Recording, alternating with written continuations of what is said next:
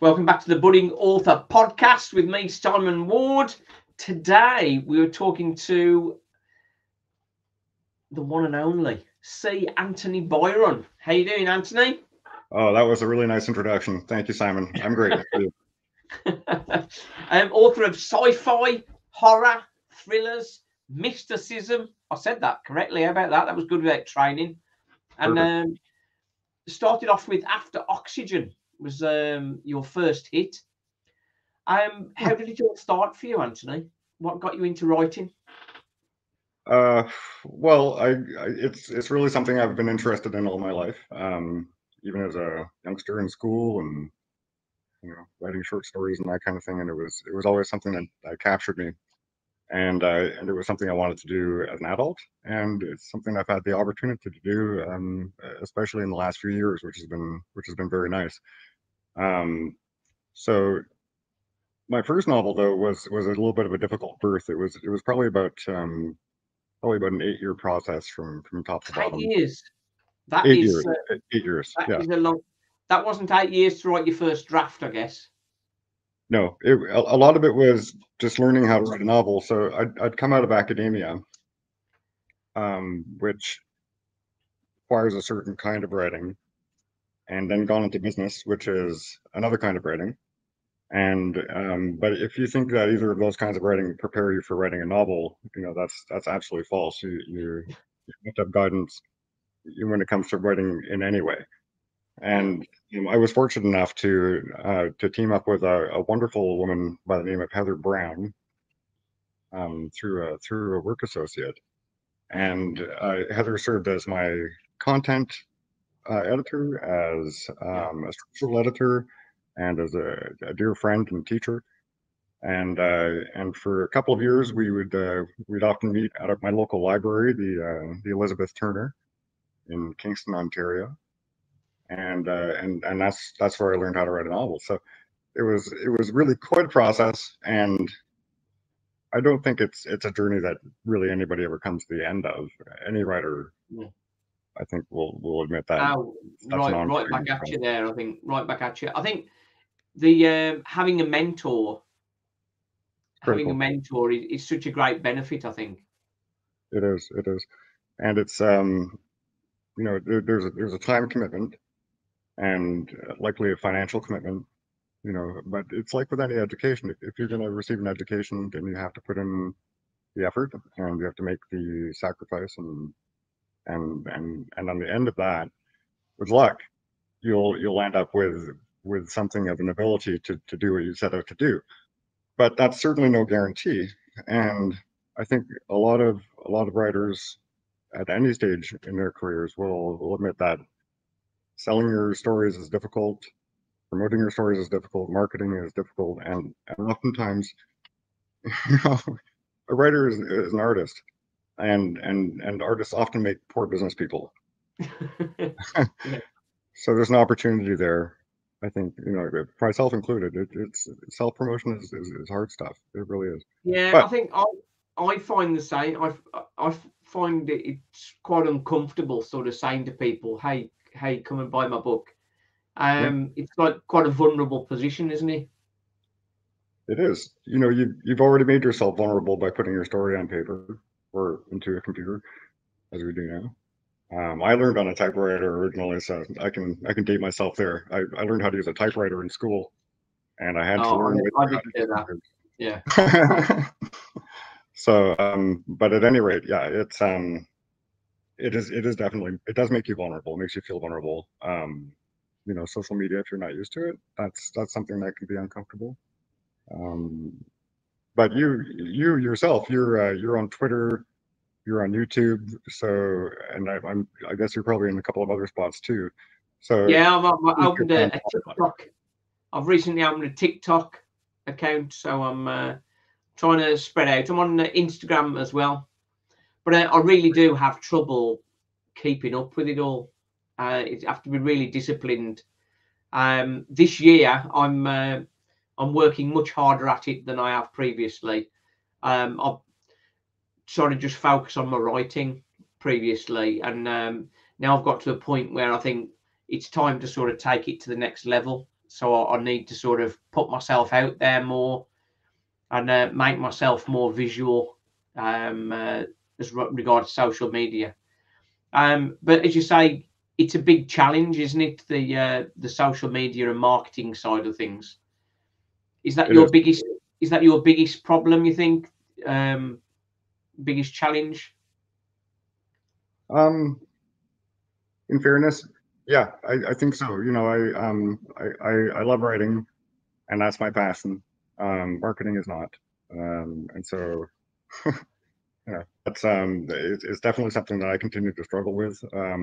I wish I could just hire somebody to take care of the whole process, to be honest. But I think we need to make a bit more before. I think we need to make a bit more before we do that. I think that's exactly it. Yeah, you have to make a little bit more before you can my have that my kind of my perception going back was the most writers, their biggest problem and biggest challenge would be thinking up the stories.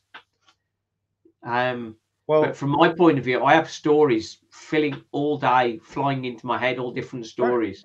And that's why you're a writer, you know, and I think any writer, it's like William James said about religion, you know, it's the fire that burns, you know, and it's really, if you're an artist, or in our case a writer, it's really something, it follows you into your sleep, it intrudes on your day, and it's all you can do just to turn it off in the first place. So at least in my case. So no, coming up with the ideas isn't so much the problem. I think is finding a way to communicate to the world that, hey, I've got this really great story that I want to it's share. getting them down. It's getting them down and articulating them. It's perhaps a challenge for me as well. Yeah. Sort of to structuring it to the correct audience, and which is a problem I had with my first 3 novels. I didn't sort of pigeon the genre correctly and the pitch of where it was going. It's all the marketing mess, really. So keywords on the platforms you're selling on. Amazon. On Amazon, I've just launched on Kobo. Kobo is quite popular in Canada, isn't it? It is, yes. I haven't got onto it myself, but I've had some recommendations that I should be. So yeah, I think I have to revamp a lot of my marketing strategy, unfortunately. So again, that's just an opportunity that continues to present itself, certainly. But you know, if you're monogamous when it comes to your writing, you know, and you really want to stick to that one thing, again, that's so much the challenge. That's really the thing that you have to overcome, is sort of put down that thing that you love and work on that thing that's business. Business is hard. Yeah, that's the kind of challenge. What did you do? What was your main industry? Your main job before you went into writing? You're writing full time now. I am writing full time now. Yeah, since the pandemic. So we've got little ones, and I found myself at home with them, and I was fortunate in my case where my spouse is our primary writer, or at least has been since then. Before the pandemic, though, I worked in insurance, in quality assurance actually, and you know, that industry has its own unique set of conditions and rewards. But I'd been in those kinds of businesses, telecommunications before that, for years and years. And if you know, you have to pay your bills, and at the end of the day, that's a fact. But if you're an artist, you also have to be an artist. And so I think, as all the world's finding out these days, there's a work-life balance that we have to achieve, that maybe since the 80s or before that even we may have sort of gone a little foggy on. So I think we have to do a little bit of both. We have to build our art, you know, and we still have to put food on the table at the same time. Yeah. Your partner, are they one of your biggest critics, or one of your biggest champions for your writing? Oh well, both, which is really, I think, what you want. You know, my wife is extremely dynamic intellectually, and when it comes to my writing, she has been very critical, but I've appreciated that. I like that because, you know, especially when you're first writing your first sentences, you're very uncertain, and I think you have every right to be uncertain, and you probably should be uncertain until you've been through the ring of fire and you've had some editing. In my case, I was hesitant even to show an editor anything that I'd written before my wife had the chance to look at it. So, and she's been really good that way. Very, I very think supportive. I think writing's somewhat different to singing. I think with we've seen with sort of all the X Factor things where their mom and their family say they're brilliant, they should go on the X Factor or whatever it is, and then they get on there and they're told they're rubbish. But I think with writing, it's exactly the opposite. I think you write something and your family say this is rubbish, don't send it anywhere. Yeah, and thank God in some cases, you know, it's a That's one of it, those, yeah. your editor's job is to make sure you don't shoot yourself in the foot, and they put that on my family too. Your last writing was that Ouch Brain Splinters, yeah? Yeah, that's actually not a novel. That's a collection of 8 short stories and microfictions. So and those are just sort of things that I had lying around in my head, if you will, that they weren't really. I don't think they were going to have any other home anytime soon. So I'm currently shopping a novel around called The Root Hunter, which isn't The listed on my. Rude Hunter, yeah. And that's my first go into historical fiction, and goes back to just before the last or the end of the Ice Age, and that's a little bit of a step outside of what I normally do, but I'm hopeful that I can bridge the gap that between writing that I've done in the past and what I hope to accomplish in the future. And in the future, I hope to have some history. So I'm really fascinated by that time period, and 10,000, 12,000 years ago. I think that's a really neat time. There's a lot of new work that's being done in that area, and I find that fascinating. And I think science fiction is often restricted to the stars, when Yeah, but that's, to we be should open honest, that up, because science is so many things. We can talk about any number of things that science is well, characteristic. I had a problem with my first 2 novels, Finding Love in 2045 and Awoken in 2046. They're relationship dramas based in the future, but they're Earth based. But when you mention sci-fi to people, they go, "Oh no, no!" And the imagination is that sci-fi is all in the stars, as you've quite rightly said. So just to be futuristic, looking forward for where technology is going to be, that's where they're at. But the moment you give it a tag of sci-fi, you put it into a different world, then, don't you? So where do you pitch? What genre do you put a relationship drama that's set in the future? Where do you pitch that?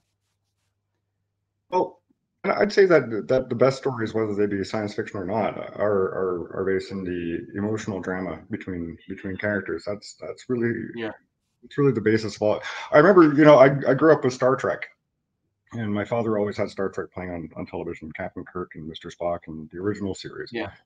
And though they always went to these different planets and they had all these great adventures and exotic locations, at the heart of it, there was this friendship between these core characters that I thought really always held the whole every story, every Star Trek episode together. And so I think that's so important. I have read some fiction, though, like Greg Bear comes to mind as being a little bit outside of that paradigm, and I enjoy Greg Bear quite a bit. He's an excellent science fiction author. Yeah. I don't know if I would classify his science fiction as being sort of an exploration of relationships, as more an exploration of political ideas and so forth. So Yeah. there's more than one way to look at that equation. My preference, I suppose, as an individual, is to your suggestion, sort of that interpersonal human. Where do we find ourselves in all of this science? That's an important I question. think all of the stories effectively should be character driven, and the characters come alive in our heads, and that's where the story goes, whenever it takes them, sort of thing. As Maybe they come that's what we'll alive. have up on AI for a little while. Yeah, that's it. What's your view on advertising, Anthony? There's a balance. There's a balance. It's easy to get carried away and to feed all your money into sites like Amazon, because they'll take your money and they'll put up your advertisements. But you have to consider the market that you're hitting. You know, how big is that market? How much money do you want to really put into that? And there's more than one way to advertise. You don't just have to do that. For instance, just what you're doing right now is a form of advertising, both for yourself and for myself. Yeah. Gets names and faces out there, which is a really big deal. So a lot of it just comes down to just effort, I think, you know, as opposed to necessarily cost. Yeah. So personal effort rather than sort of just throwing money into an advertising channel. Well, yeah. If you're a writer, then get onto the platform or platforms, preferably of your choice, and talk about your book and connect with your audience. And it's bloody hard though. It's hard and it's time consuming. So yeah, life, you're gonna have to give a little bit of that up and it's that balance, isn't it? But it's the same with editing. I was talking to Kylie Keating recently about how much money do you spend on editing when you're not sure what return you're going to get. I would place that on a little bit of a different level, I think, in editing. So it's a question of quality of work.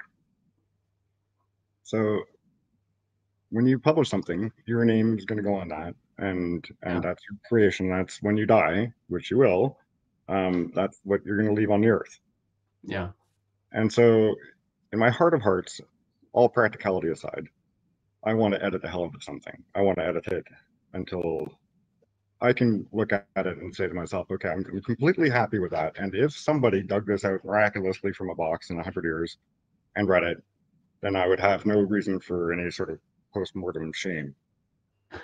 And maybe it's that strange sort of existential fear that my work might be read and not appreciated that drives me forward on the issue. But I prefer to have well edited work. I like to use the structural editor because I believe a writer has blind spots. You fall so in love with your work, you know, and you have your ideas about it, and you write the hell out of it. But you might be missing something really, really obvious, and it often does take somebody who's a professional or at least knowledgeable to look at your work and say, actually, this isn't quite coming across as I think you hope it does. Yeah. But also, there's when it comes to this line editing, there's some really great programs out there these days. Marvelous programs that you can use. You can use Grammarly and ChatGPT and all kinds of things to automatically fix your work. And then let's say that after that happens, you go back and you reread it and make sure for yourself that everything is just as you'd hoped. Even then, you could probably still benefit from you and I to have a look at it and make sure that you wrote the word peer correctly. It's not this peer is that peer. We're where. Yeah, I use Pro Writing Aid, but I tend to argue with Pro Writing Aid. But one thing I'll always do is on the Word program I have, I get to read it aloud to me, and it is in a robotic voice effectively, but it helps to the flow of the writing and any errors. That does help a lot. Absolutely. There's nothing like having it right back to you, and these programs are wonderful for that. And at the same time, I feel as though there are a lot of human beings who are in the arts now, especially in fields like editing, who are worried about their jobs because of these programs, because of AI. Yeah. And in 10 years, maybe they'll have more to be concerned about. But for the time being, I continue to use human because I just don't think that the technology is at the point where we can fully trust it, especially when it comes to content and structural editing. I think as much as you can train the AI, it can't portray emotion and feelings in the same way. Well, and it can't understand any of that either. So, no, maybe, and as a science fiction writer, I've the greatest hopes for technology, and maybe we're going to get there soon with these technologies. Maybe they are going to surpass human abilities, and God help us if it does. I don't know what anybody's going to We do. have a Terminator 2 Judgment Day, I think, is Yeah, or Isaac Asimov's iRobot. exactly. That's right. But in the meantime, I think all we can really do is try to be what we are, you know. Yeah. And so do your art and try not to worry too much about what tomorrow's going to bring, because artists are always the ones to worry first about what tomorrow's going to bring. We're so self-conscious about our work and ourselves. So if you know, I'm sure artists are all panicking and maybe rightfully so. But really, it's going to be a neat ride, whatever the case. We should enjoy this time and yeah, and just be a person, do your work, do your art, and you know, let's talk about the human experience. I think that's where we can shine. Yeah. I think from talking to you, I'm just wondering, with my first 3 novels, I did self-edit. I did use a writing group and gone through writing groups and numerous edits. But I am moving more towards the young adult angle. So maybe having these professionally re-edited for a young adult market is probably that's pretty specialized audience. You know, and I would be I would want to have another human being, a professional who's familiar with young adult work, especially if I wasn't familiar with young adult. Because I don't think it's just a matter of leaving out the swear words and the sex scenes. There's some ineffable quality about young adult literature that I think you may capture it very well intuitively, but at the same time, it would probably be a good idea to have another person look at that along with you. Yeah, I would recommend it. But you know, everybody's process is so different. Some people outline, other people don't. Other people edit until the cows come home. Other people, they're like Mozart. They do it once and it's gone and it's perfect. So it's so hard to give sweeping advice like this because everybody's pretty different. You know, I think at the end of the day, you do what's right for you. I think a lot of people try and do a first draft without sort of just totally focused, just get that first draft down. And some of the other authors I've spoken to are very focused about just getting that first draft down very, very quickly. I struggle with that because I think got a sort of a perfectionist mindset, I suppose, to if I know I've made a mistake, I want to correct it and rather than just plow on. But on occasions we can step forward, and I think that's my learning to just finish that first draft before I start messing. Really. Are you a pantser or an outliner? I was a pantser, but as I'm writing more, I'm starting to cross over into more of a plantser, really. So I've got a sort of a story in mind. And then in the novel I'm writing at the moment, I have the character, the chapters set out, but I haven't written all the chapters, so I know what I'm planning to do in each. But when we actually writing it, as you know, the characters can quite often change the plot as they get out of control. Yeah. Yeah, that can be a real challenge, and it's a reason that I outline pretty exhaustively. I think, you know, if it takes you a year to write a story, or a year to write a book, and you outline for a month or 2, I don't think that's time badly spent. I think that's good. Well, that's it. There's a phrase from my industry. Fail to plan, you plan to fail. You've probably heard that one before.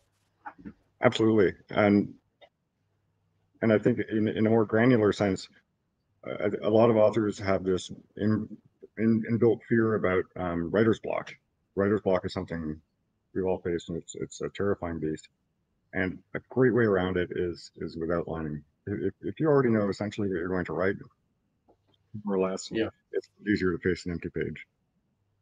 It's interesting.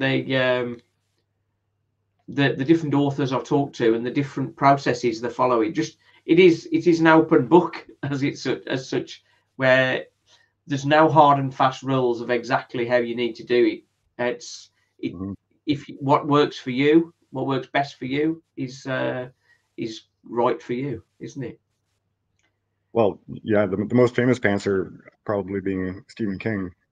Yeah. No line at all, which I've always thought is just it's really brilliant. Even if you don't like his writing and scary stories, you have to appreciate the difficulty of writing a 700-page novel without a guide. That's amazing. So I think he says he's not got a guide, but once his characters, and I think I find that a little bit, not to his level, obviously, but once you understand your own characters, they do start to write their own stories. They do.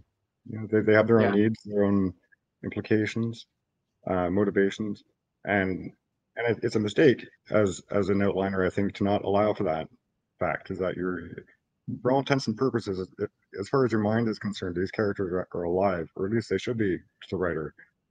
And if they are alive, then they're dynamic and they can do their own thing and they can surprise you.